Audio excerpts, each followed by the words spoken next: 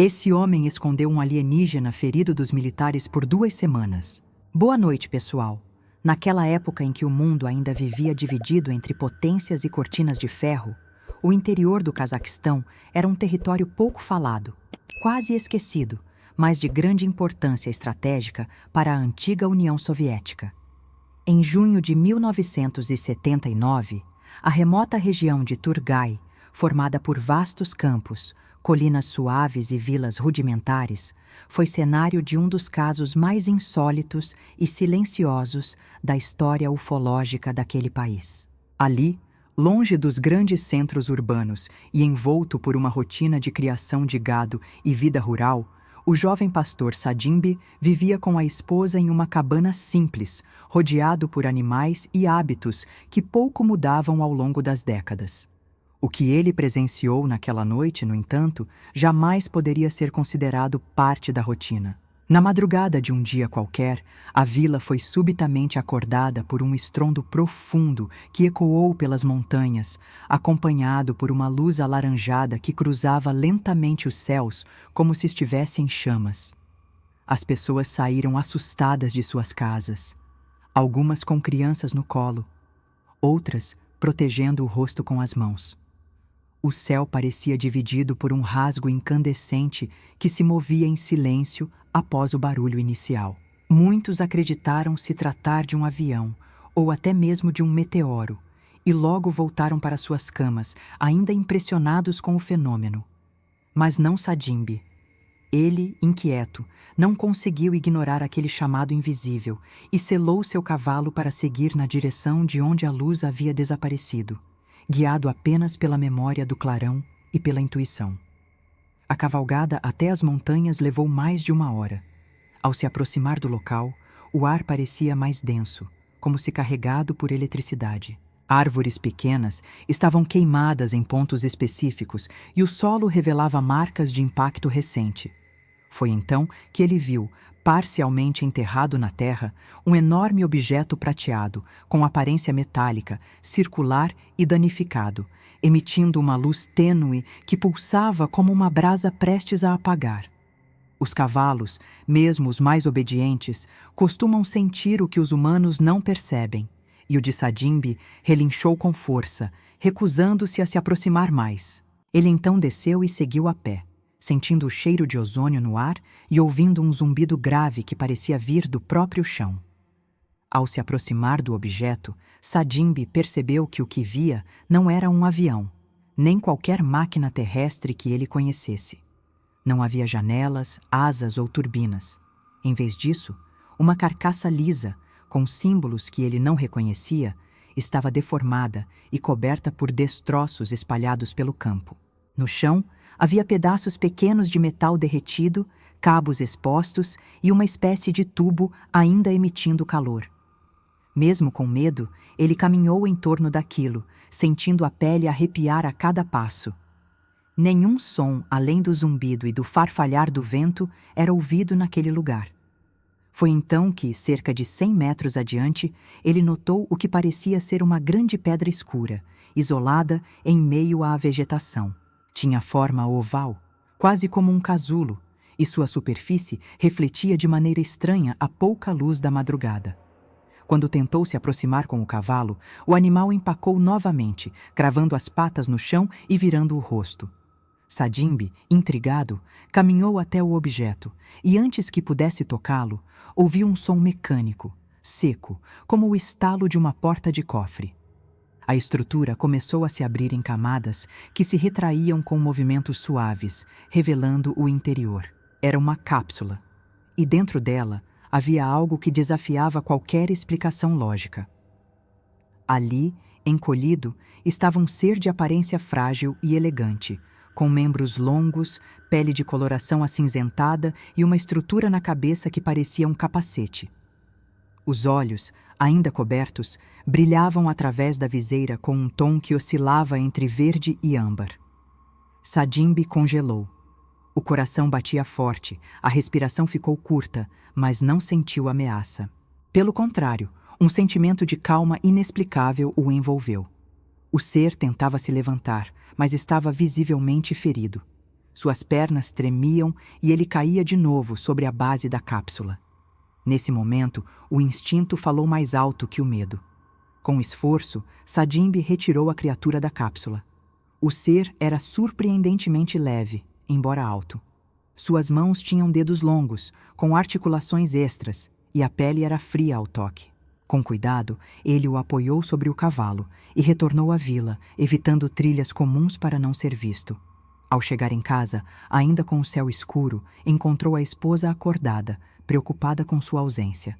Quando viu o que ele trazia, ficou paralisada.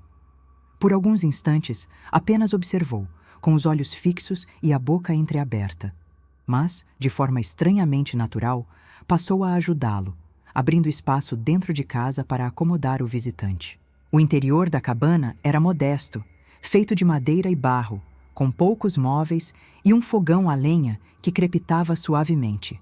Ali, sob a fraca iluminação de uma lamparina a querosene, o ser foi acomodado sobre uma esteira improvisada com mantas e palha. A esposa de Sadimbi tentou oferecer água e chá, mas a criatura recusou com um gesto delicado. Em silêncio, observava tudo ao redor, como se registrasse cada objeto, cada som. O casal trocava olhares entre perplexos e serenos, sem saber como agir, mas sentindo de forma quase intuitiva que aquele ser não representava perigo. Ao amanhecer, trouxeram comida, pães, leite, ovos e carne seca. O visitante recusou quase tudo, mas demonstrou interesse por vegetais crus e pequenos pedaços de queijo que aceitou com um aceno gentil. Não pronunciava palavras, mas emitiu sons suaves, curtos, parecidos com suspiros prolongados. Durante o dia, permaneceu sentado, imóvel por longos períodos, de olhos fechados.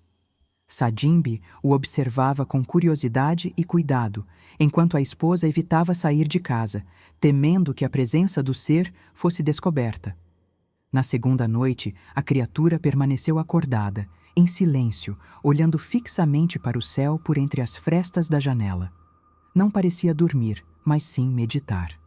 A expressão era serena, os olhos permaneciam abertos, mas sem encarar nada específico. Em alguns momentos, movia os dedos como se tocasse algo invisível. O ambiente da casa mudou. Era como se a presença dele transformasse o ar, tornando-o mais denso, mas também mais calmo. Nenhum barulho comum da noite incomodava. Nem mesmo os cães latiam, o que era incomum naquela região. No terceiro dia, uma vizinha bateu à porta para trazer leite. Sadimbi, desconcertado, saiu rapidamente para recebê-la e disse que a esposa estava doente. A mulher desconfiou, mas não insistiu. Do lado de dentro, o ser se escondia atrás de uma cortina grossa, imóvel. Era preciso tomar cuidado. Embora a vila fosse pequena e afastada, havia sempre olhares atentos. Boatos surgiam com facilidade e bastaria um comentário mal interpretado para atrair visitas indesejadas. Sadimbi passou o dia reforçando a porta e mantendo janelas fechadas. À medida que os dias passavam, a criatura parecia recuperar parte de sua força. Já conseguia caminhar com ajuda e demonstrava interesse por objetos da casa. Tocava os utensílios com curiosidade, observava as chamas do fogão, escutava os sons do rádio antigo com atenção. Numa tarde, Sadimbi tentou ensinar-lhe um jogo de damas. Para sua surpresa, o ser aprendeu rapidamente e nas partidas seguintes passou a vencer com facilidade. Havia inteligência ali, mas também um tipo de paciência e sensibilidade difícil de descrever. Na manhã do sétimo dia, ao sair para buscar lenha, Sadimbi notou algo estranho. 2 jipes militares estavam estacionados próximos à vila, com homens armados conversando com moradores. O coração apertou. Disfarçando o nervosismo, voltou para casa apressado e explicou tudo à esposa. O ser, ao ouvir, não demonstrou medo, mas pareceu compreender o risco. Com a ajuda do casal, foi levado até o palheiro, uma estrutura de madeira afastada da casa, usada para guardar feno e ferramentas. Ali, camuflaram-no sob o feno mais seco, deixando pequenas aberturas para que respirasse. Logo em seguida, os soldados chegaram à porta da casa. Eram 3, vestindo uniformes escuros, sérios, com postura rígida. Falaram de maneira direta, perguntando se o casal havia visto algo incomum nos últimos dias. Sadimbi, com as mãos suadas e o olhar firme, negou. Disse ter ouvido o barulho alguns dias antes, mas que imaginava ser um exercício militar. Os oficiais vasculharam a casa, entraram nos cômodos, inspecionaram objetos, abriram armários e olharam sob a cama. Por fim, saíram sem dizer palavra, caminhando em direção a outras residências da vila. Por alguns minutos, o casal permaneceu em silêncio absoluto, até ouvir o som dos jipes se afastando lentamente pela estrada de terra. Somente então, Sadimbi abriu a porta dos fundos e correu até o palheiro para verificar se estava tudo bem. Ao afastar cuidadosamente o feno, encontrou o ser imóvel, mas acordado, com os olhos atentos. Nenhuma palavra foi dita, mas naquele instante havia um entendimento silencioso entre os dois. A partir daquele momento, sabiam que o que fariam nos próximos dias poderia mudar tudo, para sempre. Com o perigo momentaneamente afastado, a rotina da casa voltou a se ajustar à nova presença. O ser, mesmo abrigado de forma precária no palheiro, mantinha sua postura tranquila e observadora. Durante o dia, Sadimbé levava pequenas porções de alimentos vegetais, enquanto a esposa mantinha-se alerta aos movimentos na vila. Apesar do risco, a curiosidade começava a se espalhar entre os vizinhos. Um primo distante de Sadimbi, veterano de guerra e hoje tratador de animais, apareceu na propriedade sob o pretexto de ajudar com a ordenha. Ao perceber algo estranho nos olhares do casal, insistiu em ver o interior do palheiro. Com relutância, permitiram. Quando viu a criatura, ficou sem palavras por longos minutos. Depois, balançou a cabeça e, num gesto de respeito, fez sinal para que Sadimbi não se preocupasse. A partir daí, visitas discretas começaram a acontecer. Veterinários locais, um ou outro pastor curioso e até mesmo uma senhora idosa conhecida por rezar contra maus espíritos foram conduzidos silenciosamente ao esconderijo. Nenhum deles saiu ileso da experiência, emocionalmente falando. A criatura não falava, mas comunicava-se com gestos precisos e expressões faciais leves. Era como se compreendesse tudo o que acontecia ao seu redor, absorvendo informações com a calma de quem já esperava por tudo aquilo. Em uma das noites mais frias daquele mês, a pequena Tatiana Leonova, filha do veterinário mais respeitado da região, foi levada pelo pai até o local. Tinha apenas 9 anos. A menina, ao ver a criatura, não chorou nem se assustou. Apenas se aproximou e, sem dizer nada, estendeu um brinquedo de madeira, um pequeno cavalo entalhado e o deixou no chão, como se soubesse que aquele visitante não ficaria ali para sempre. A presença da criatura transformou a atmosfera da vila. Os poucos que sabiam de sua existência tornaram-se mais introspectivos, atentos. Evitavam comentários em voz alta, mesmo entre familiares. O casal, antes simples e isolado, passou a ser discretamente respeitado. Havia algo de sagrado naquela convivência. Em uma tarde cinzenta, enquanto a esposa de Sadimbi estendia roupas no varal, a criatura saiu do palheiro e, pela primeira vez, caminhou lentamente até o quintal, observando o céu, as árvores, o som do vento. Estava mais forte. Tocou o solo com as mãos, observou insetos com atenção e, em determinado momento, colocou-se em posição imóvel diante de uma árvore, como se em prece silenciosa. Tatiana, que voltou em outra visita, afirmou anos depois que aquele momento foi o mais marcante de sua infância. A percepção de que havia algo além do que os adultos costumavam ensinar. Nas noites seguintes, a criatura passou a sair sozinha do abrigo, caminhando até um pequeno descampado atrás da casa. Sentava-se ali por horas, olhando o céu estrelado. Sadimbi observava de longe, sem interromper. Às vezes, a esposa deixava uma manta sobre os ombros da criatura. Nunca houve rejeição, mas tampouco agradecimentos explícitos. Era como se tudo fizesse parte de um acordo silencioso, intuitivo. Os cães da vila, que normalmente latiam para qualquer ruído estranho, permaneciam em silêncio absoluto quando a criatura passava. As galinhas não se agitavam. Os cavalos, mesmo os mais sensíveis, apenas observavam à distância, sem sinais de medo. Algo ali havia se ajustado à presença dele. Na noite de 26 de junho, uma sensação diferente pairava sobre a vila. O vento mudou de direção, trazendo um aroma metálico no ar. As nuvens se movimentavam com velocidade incomum. Por volta das 11 da noite, Sadimbi viu a criatura erguer-se com lentidão e caminhar novamente até o campo, mas dessa vez não voltou. Preocupado, ele esperou por horas. Ao amanhecer, procurou pelas redondezas, mas não encontrou sinal algum. No mesmo momento, a cerca de 100 quilômetros dali, nas imediações de Dersavinsk, um grupo de crianças acampava com os pais em uma área próxima à base militar. Entre elas estava Svetlana, filha de um major da polícia. À noite, um estranho silêncio tomou conta do local, seguido por luzes fracas se movendo entre as árvores. As crianças relataram posteriormente que figuras altas, de olhos brilhantes, surgiram entre as moitas, observando o acampamento. Não houve ataque, tampouco palavras. As figuras simplesmente surgiram, caminharam lentamente à margem do acampamento e, após alguns minutos, desapareceram na escuridão, como se fossem parte da noite.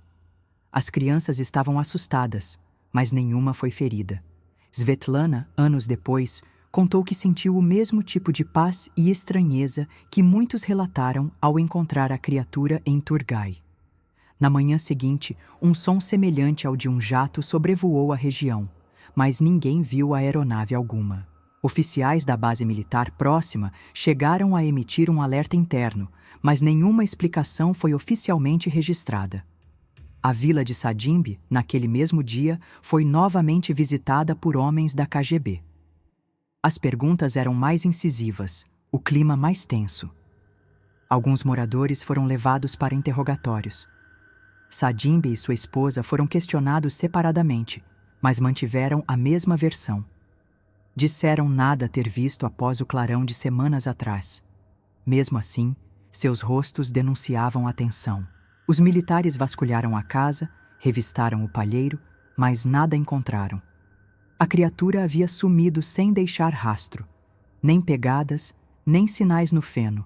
Nada. Parecia ter evaporado no ar. A ausência de provas impediu qualquer ação mais agressiva por parte dos oficiais, que acabaram deixando a vila após alguns dias.